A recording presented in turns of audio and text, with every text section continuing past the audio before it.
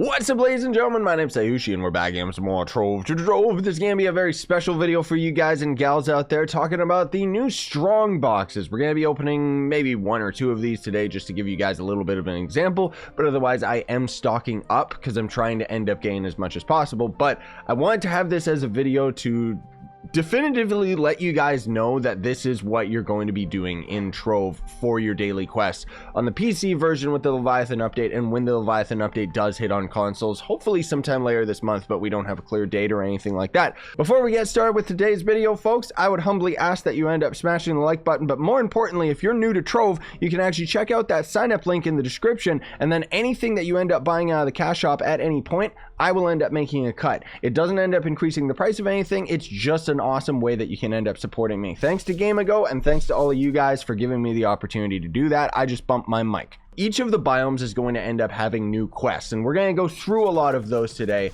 but I'm going to kind of skip through most of it and give you guys the important notes about some of the secret ones, and not to mention some of the easier ways that you can end up getting new adventure boxes. So there's just normal adventure boxes are these bad boys. So these you'll just randomly get from enemy drops and stuff like that, but there's going to be a much easier way of obtaining them when this Leviathan update ends up going live on consoles. It's already available for us on PC. These new adventure Strongboxes, these are time gated and they're RNG whether or not you're going to end up getting the box to show up in the first place.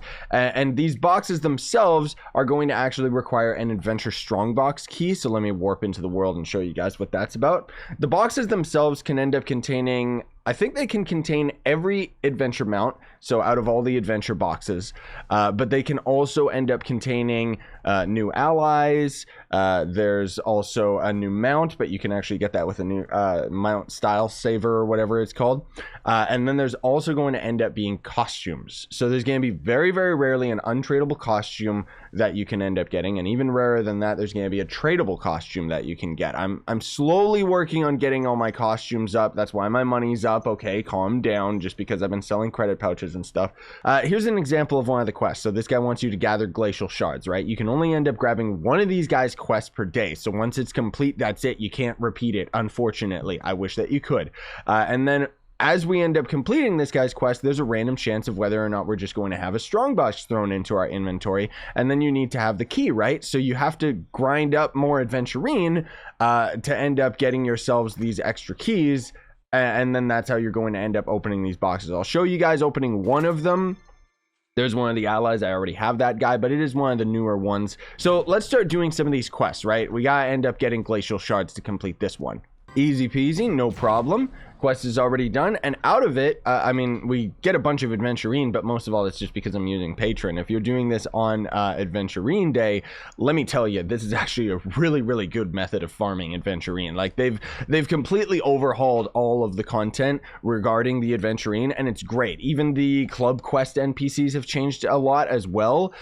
This is going to end up being clearing a cursed skull pile. I don't think that it's specific to this biome. Let's actually test that out right now. Because if we can end up just completing any cursed skull, then the most effective way, yeah, that actually did complete the quest. Okay, so the most effective way to end up doing this guy's quest is to just grab it and move on. There's a couple of quests that you can just legit grab and then wait to do all at once in bulk at another biome, like this one right here. This guy wants us to gather Shapestone. No, we're gonna skip right over to Candyland, because in Candyland they want us to gather Formicite. So the trick is that Shapestone and Formicite will end up spawning in the Candyland. So I usually end up getting both of these quests done at the same time. In the Fey biome, the quest is actually to collect either Fey Dust, which you get from defeating enemies, or you can end up just gathering the logs that you can end up finding in the biome. So let me actually show you this right here, because it's really, really easy to do. If you have a good shadow hunter, it's probably the fastest way of actually doing this, just because the shadow hunter actually has the longest ranged attack in the entire game. So anytime you end up seeing a log, you can literally just attack it from a distance and move on without having to go up and grab it with like a melee character or anything like that, right? Now, if I wasn't doing any of these in order of like Uber World, because usually I go from the lowest difficulty to the highest, there is a much more efficient way of actually doing this and just grabbing all the quests at once. You can only really grab 2 quests at a time though, so you gotta figure out the pattern for yourselves. But just for the sake of, you know, what I'm talking about here, like this one, you have to defeat Cursed Skulls, where the Highlands biome, you actually have to defeat 5 dungeons. So I'd recommend you grab the Cursed Skull quest to tag along with the 5 dungeons type of deal, right? But the thing is that the 5 dungeons is actually from the Highlands, but you have to manually travel to the Highlands from any biome up from Cursed. Or up from ice, I mean, up from the permafrost, because this is the novice world. Even though it's a medieval Highlands world, it's a novice world, and it will not actually end up spawning these outposts that can end up having the NPC. So let me see if I can find one for you guys. Okay, yeah, there it is right there. So these, you guys know what the spawn points already look like in the worlds. That's pretty much going to end up being the new type of outpost that can end up spawning anywhere. And it's going to end up having this little icon on top of it, which is the exact same icon that we had in the Luminopolis. Oh, and before we move on, this is actually the other donation station. There's 2 of them that can end up getting you the adventure boxes. So there's going to be this one right here, and then the one in the Luminopolis, which we'll get into in a moment. But this right here, you can literally just exchange very cheap, easy to get resources, and every time you exchange them, bop, you have a chance of bop getting your hands on an adventure box. See right there, I actually just got one. So very effective way that you can end up getting adventure boxes now without having to grind for a billion years, because they can still drop very rarely from enemies, but the drop rate was always pretty bad. So my pro tip for you guys that want to end up being efficient, you know, pretty much you get the Cursed Skulls quest from the Cursed Biome, and then you get the Highlands quest to complete dungeons. And then if you can handle even U8, just go and find a 5-star, because a 5-star dungeon is going to count as 5 individual dungeons. So you'll be able to get the Highlands quest out of the way, and they pretty much always have at least 1 Cursed Skull. So that's another very effective way of just getting all of that done in one go, instead of having to explore and, you know, find dungeons and stuff like that. It's not like it's difficult by any means. It's just a more effective way of getting those done. Now, the thing about the Nyan Biome is there's actually 2 quest NPCs. So there's this guy right here, which wants you to make a Luminopolis donation. And you can just barely see over on the right that there's actually 2 different biomes on the map now. So with this update, we actually see the Neon City right here, which is the, is that the lighter or the darker? I think it's the lighter one. And then the darker biome is going to end up being the Luminopolis. So give me a sec, because I gotta get over here. Okay, yeah, reverse that. It always tricks me. So the lighter is actually the Luminopolis, which you can see is kind of this more trippy area, right? And then the Neon City, which is those little batteries, just because it's the old school map, that's actually the darker biome. So this is going to end up being a Luminopolis outpost. It's like you're not going to end up finding that spider guy again unless you end up finding another genuine spawn point, just because the Luminopolis is prone to spawn these instead. And in order to complete his donation goal, there's going to be this donation station right here, which is fairly expensive, honestly speaking. You're going to have to craft all sorts of resources. Over here in the Neon Biome, so not Luminopolis, which is all color and retro and stuff, this is just depressing old school, right?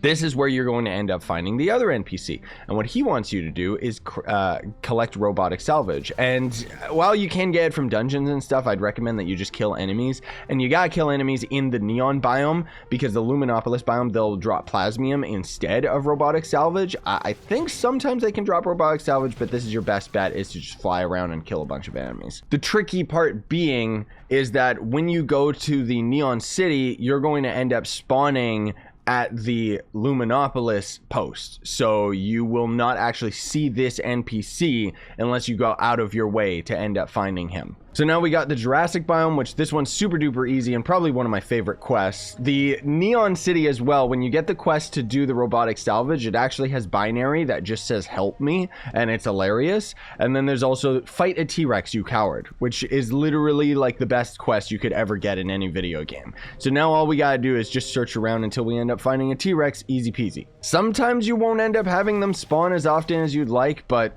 I mean, they're there, so it's not like it's that big of a deal. And there you go, bada bing bada boom, already done. So then for the Jurassic guy, he wants you to collect bleached bones, not beached bones. And that's just going to end up being these little things right here. So again, you're going to want to hop over to your Shadow Hunter just so you can clear all these out as quickly as possible. Now, this guy's quest can either range from taking 2 seconds to like 5 minutes, because he wants you to find a feather or a dragon scale. Now, if you guys haven't already checked out my other videos, I'll put a card in the top right, talking about there's 2 different mounts that you can end up getting from just killing enemies in the Forbidden Spires. So you can end up getting Phoenix Feathers, which is probably one of the coolest mounts in the entire game. And then there's also the Blue Dragon Scale, which is so that you can end up getting a Blue Dragon that literally does not cost anything to craft outside of, well, it doesn't cost dragon coins, I'll say that much. But anyways, it's consistently just running around, just destroying all these enemies. Again, I'd say use Shadow Hunter or just use a fast character. You can get away with doing this with Neon Ninja and stuff, but I just like the idea of having range to do all this. It's just all personal preference at that point, though. Point is that every single enemy has the chance of actually dropping a scale or a feather, so you've got pretty good odds of doing it, but Jiminy Crockett, dude, that takes way too long to do sometimes. So now that we've got all of the main biomes out of the way, we can start moving on to the elemental worlds, because these ones are going to end up being easy, but a little bit time consuming just because a couple of them require fishing. So the Sky World, Water World, Lava World are all going to require you to end up having the quest to collect the gem of that world type. So all you're going to want to do is just complete dungeons for this part of the quest, go for elite mobs if you ever end up seeing them, and when you end up killing them or just completing a dungeon and opening the dungeon chest, you'll end up getting a gem type of that current world. But here's the trick. Similarly to the Neon Biome, there's actually going to end up being an extra quest for both the Water World and the Lava World. Not in the Air World, unfortunately, which is kind of weird, but that's my spawn ship right over there, right? This is another ship that I just randomly found. So similar to the Neon Biome, like I said, you're going to have to go out of your way to end up finding another one of these spawn points out in the world. And what these guys are going to do is give us a quest to fish out of lava. So we got to get lava fish. And Water World is going to end up being the opposite, catching fish from water. And this is where, yet again, I'd recommend that you try to get both of these quests done at the same time so you can just hop into your own club world. Another option that you can end up doing if you don't really care about efficiency's sake is from U6 and up, you can actually have every single biome generate. So you could just go to U6, go to each individual biome and get the quest done that way, so that then at least you don't have to deal with all the loading screens, right? But anyways, I hope you found this video helpful, everybody. I hope I covered everything. If there's something that I missed, be sure to leave it down in the comments, and I'm relying on you guys to thumbs up those comments as well if I don't end up catching it to pin it. But thanks so much for watching. Very much appreciate it. Don't forget to smash like, sub for more. Have yourselves a great day. Buy the merch you want to support the channel. Sign on. Stay epic, gamers.